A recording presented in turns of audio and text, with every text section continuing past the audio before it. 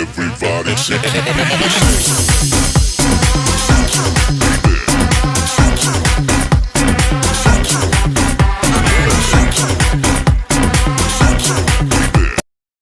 Hello friends, कैसे हो आप सभी? अच्छे हो ना? Welcome to 0 to Hero Avon academy. आज हम नए जोश के साथ नया सब्जेक्ट लेकर आए हैं। आज मैं पढ़ाने जा रही हूँ क्या? हिस्ट्री, वो भी किसकी? क्लास 10th की। तो आज हम लोग पढ़ाएंगे हिस्ट्री क्लास 10th की। तो फर्स्ट चैप्टर क्या है? यूरोप में राष्ट्रवाद। इसमें कुल 8 चैप्टर है। तो फर्स्ट चैप्टर क्या है? यूरोप में राष्ट्रवाद।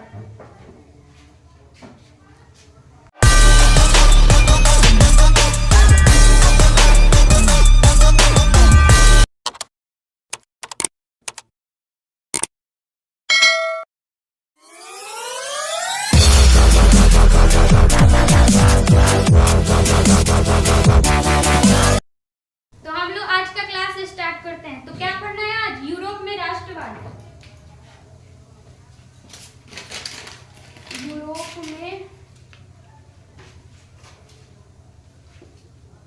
यूरोप में राष्ट्रवाद।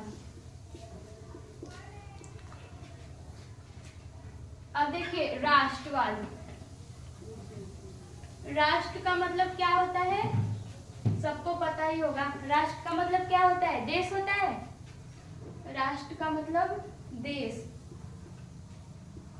और वाद का मतलब होता है भावना या प्रेम। राष्ट्र मतलब देश होता है, वाद मतलब भावना या प्रेम।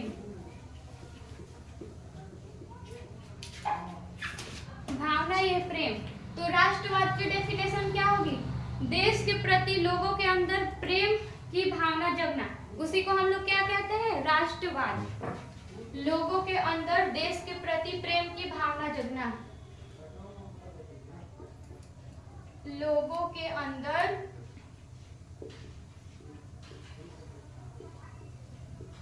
देश के प्रति प्रेम की भावना जगना, इसको हम लोग क्या कहते हैं? राष्ट्रवाद। राष्ट्रवाद किसे कहते हैं? लोगों के अंदर देश के प्रति प्रेम का भावना जगना। जैसे अब हम लोग इंडियन हैं, तो हम लोग मतलब जैसे कोई युद्ध होता है तो वहां पे हम लोग को प्रेम की भावना जगती है कि नहीं, हम लोग को अपना देश जिताना चाहिए। तो ये भावना जगा, तो यही देश के प्रति, लोगों के अंदर देश के प्रति प्रेम का भावना जगना, इसी को हम लोग क्या कहते हैं? राष्ट्रवाद कहते हैं। क्या कहते हैं? राष्ट्रवाद। राष्ट्रवाद किसे कहते हैं? ये क्वेश्चन आता है कि राष्ट्रवाद किसे कहते हैं। तो राष्ट्रवाद, लोगों के अंदर देश के प्रति प्रेम का भावना जगना, इसी को क्या कहते हैं? राष्ट्रवाद। अब हम लोग ये राष्ट्रवाद किस में देख रहे हैं? ये हम लोग यूरोप में राष्ट्रवाद देख रहे हैं। और चौथा चैप्टर पुनर्जागरण काल से ही शुरू हो चुकी थी। कब से शुरू हो गई थी? पुनर्जागरण काल से ही शुरू हो गई थी। मतलब राष्ट्रवाद की जो भावना थी ना, वो पुनर्जागरण काल से ही शुरू हो चुकी थी। अब 1789 ईस्वी को फ्रांसीसी क्रांति से यह उन्नत रूप में प्रकट हुआ। कब हुआ उन्नत रूप में प्रकट? 1789 में।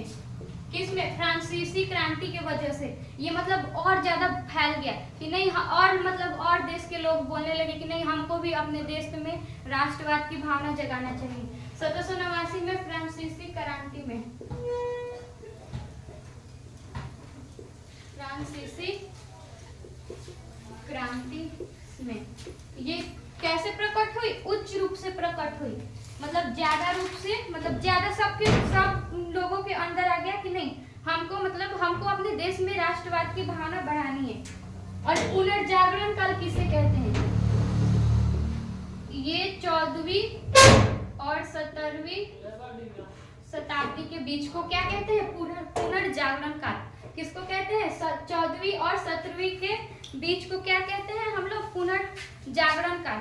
अब 19वीं शताब्दी को यह उन्नत और आक्रामक रूप से भी प्रकट हो गई। कैसे हो गई? देखिए, 14वीं और पुनर्जागरण काल में ये मतलब 14वीं और 17वीं शताब्दी में ये कैसी थी, उच्च रूप से थी। अब कैसे प्रकट हो गई, अब 19वीं शताब्दी में यह उन्नत और आक्रामक दोनों रूप से क्या हो गई, प्रकट हो गई। 19वीं शताब्दी में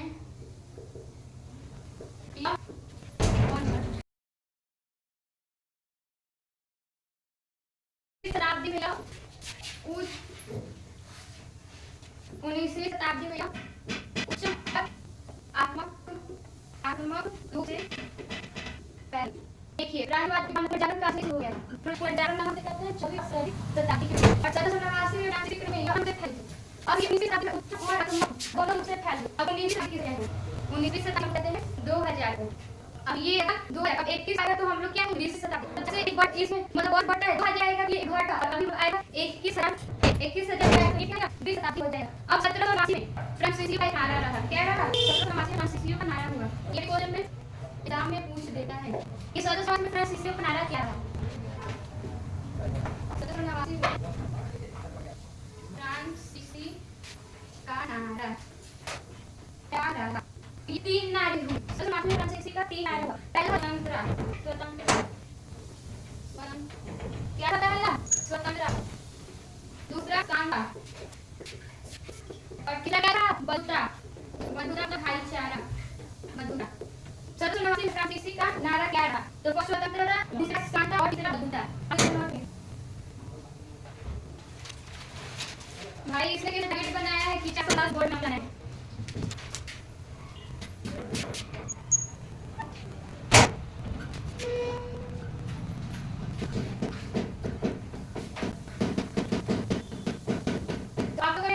और भाई बोर्ड याद नहीं अच्छे से पढ़ाई करेगा। आप लोगों ने नोट कर लिया,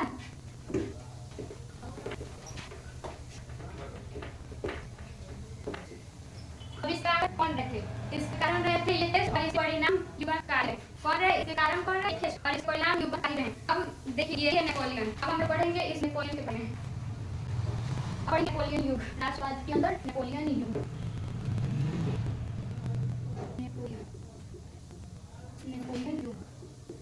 जो 1804 से 1815 तक चला, 1804 से 1815 तक रहा। क्या है नेपोलियन, और ये 1804 में फ्रांस का राज बन गया, क्या ना 1804 में फ्रांस का सम्राट बन गया। 1804 में क्या हुआ, फ्रांस का सम्राट बन गया, ये फ्रांस का सम्राट कब बना, 1804 में इसका सम्राट बन गया। यूरो राष्ट्रीय की धनक के विकास में फ्रांस के आगे तत्पश्चात नेपोलियन के आक्रमण में महत्वपूर्ण योगदान दिया। क्या हुआ, इसमें महत्वपूर्ण योगदान किसने दिया, फ्रांस। जब देखिए यूरो राष्ट्रीय की धनक के विकास में फ्रांस राज्य क्रांति तत्पश्चात नेपोलियन ने महत्वपूर्ण दिया, महत्वपूर्ण योगदान दिया। 1804 में नेपोलियन संहिता लागू किया, क्या ये जब मतलब सम्राट बने थे नेपोलियन संहिता लागू किया 1804 में नेपोलियन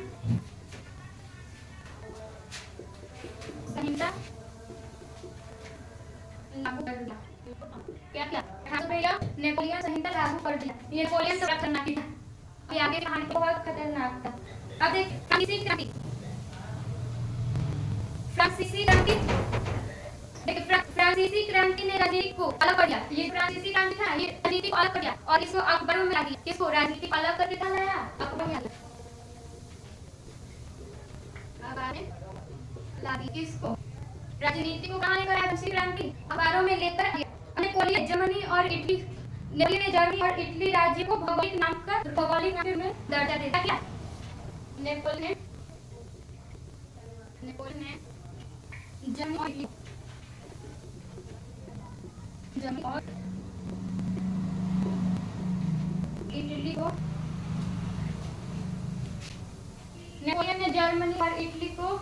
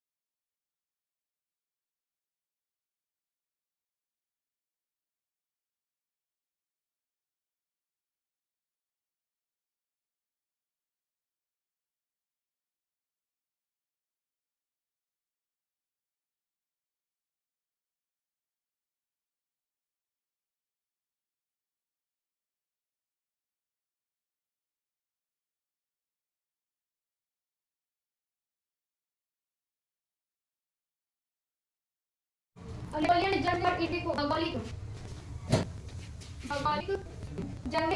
परिधि से बाहर करके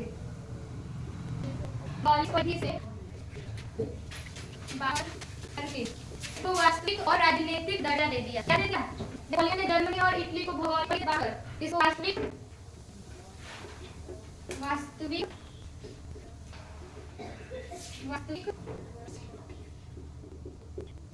वास्तविक और राजनीतिक दर्जा दे दी।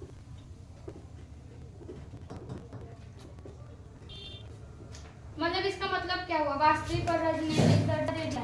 इसका मतलब ये इटली और जर्मनी को एक देश के रूप में बना दिया। इसका मतलब बोले वास्तविक और राजनीतिक दर्जा दे दिया। आप लोग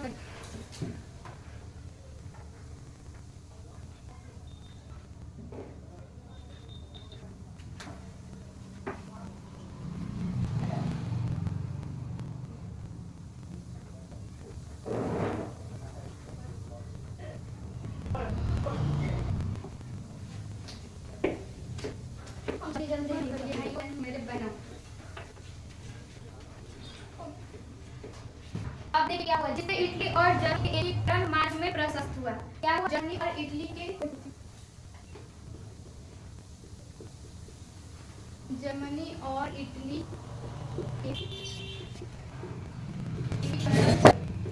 मार्ग में प्रशस्त हुआ। क्या हुआ? जर्मनी और इटली के एकीकरण मार्ग में क्या हुआ? प्रशस्त हो गया। अब दूसरी तरफ नेपोलियन की नीति के कारण फ्रांसीसी प्रभुता और आधिपत्य के विरोधी देशभक्त के बीच में भी जला। क्या हुआ? दूसरी तरफ नेपोलियन की नीतियों के कारण क्या हुआ? ये जो यूरोप के लोग ऊपर परेशान हुए। अब क्या करिए भाई, खजाना राजा के इन्होंने हमें पूरा तंग ही कर दिया है। ये ना बहुत दूर सा था, मतलब यूरोप ना हुजूम मचा दिया था। अब देखिए नेपोलियन के बाद यूरोप की विदेश शक्ति ऑस्ट्रिया की राजधानी वियना को 1815 में पलट हो गई। क्या हुई? नेपोलियन के पतन के बाद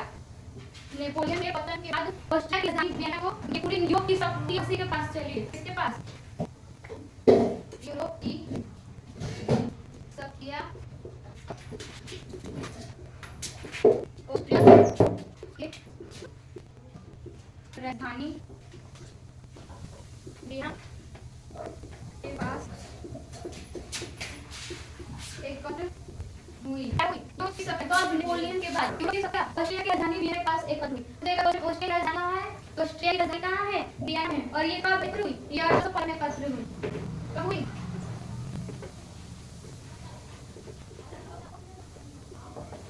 आप लोग कीजिए।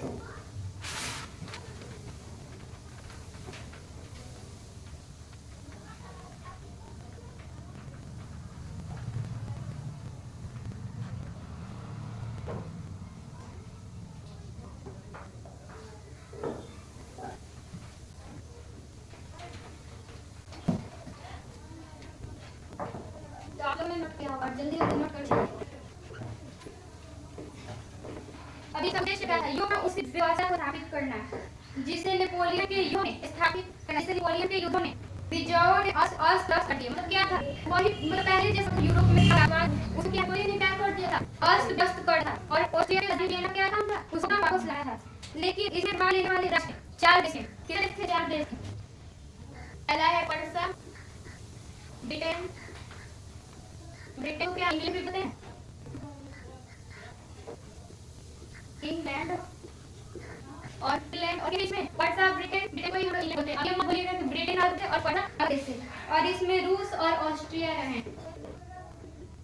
रूस और ऑस्ट्रिया भी शामिल हुए। ये सब किसके खिलाफ थे? ये सब नेपोलियन के खिलाफ हुए। कौन से 4 देश सामने?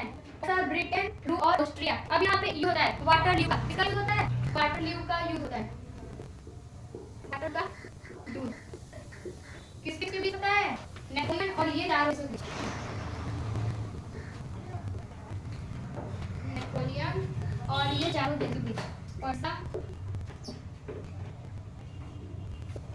ब्रिटेन, रूस और ऑस्ट्रिया। इसको हम लोग बोलेंगे बैटल ऑफ वाटरलू। कैसे में वाटरलू मतलब वाटरलू हुआ है युद्ध। वाटरलू के किसके बीच? नेपोलियन और रूस ऑस्ट्रिया के बीच अकेले एक आदमी था। और इसके पीछे 4 देश लगे थे, ब्रिटेन, रूस, ऑस्ट्रिया। तो इसकी तो 4 देश हैं और ये 4 अकेले हैं। और ये जीत गया। ये 4 देश जीत गया और ये हारे। आप नोट करिए।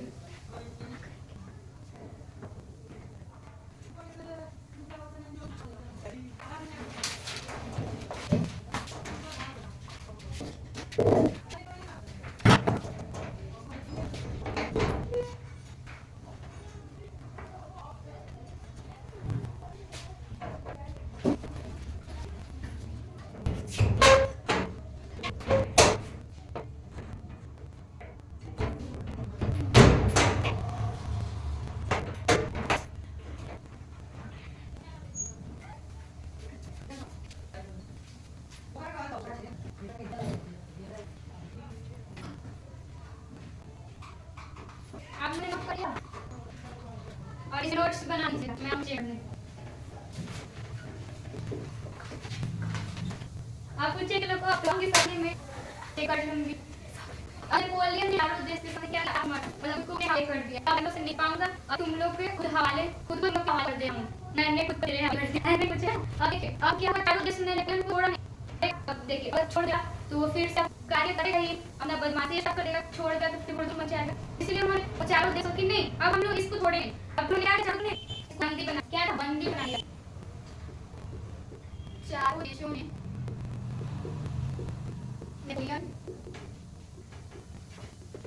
वो क्या किया, बंदी बना लिया और बंदी बना के हेलेना नामक टापू पर रखा। कहाँ था, बंदी बनाकर रखा हेलेना नामक टापू। ये चारों जिस बंदी नहीं बनाते तो ये अपनी हरकत से बंदी नहीं आता। बोले ना लोग अपनी तरह आदत बदल सकते हैं लेकिन नहीं, तो वैसे ही काफी छोड़ दिया जाता है। तो ये तो बोल कि मैं अपनी आदत सुधारी, मैं अभी से घूमना चाहती हूँ और अपनी जरूरत थोड़ी ना बच जाता है। तो चारों जिस ने नेपोलियन को बंदी बना क्या किया, हेलेना नामक टापू पर रख दिया। कहाँ था, ये बोला आता है हेलेना नामक टापू पर रख दिया। अब कब इसको बंदी बनाया था, 1815 इसको बंदी बनाया। अब बंदी बना के साल रखा, 6 साल का, और 6 बाद इसकी मृत्यु हो जाती है। इसकी मृत्यु क्वेश्चन में नेपोलियन की मृत्यु कब होगी होती है, तो ये 18 की मृत्यु 1821 में हो जाती है। आपसे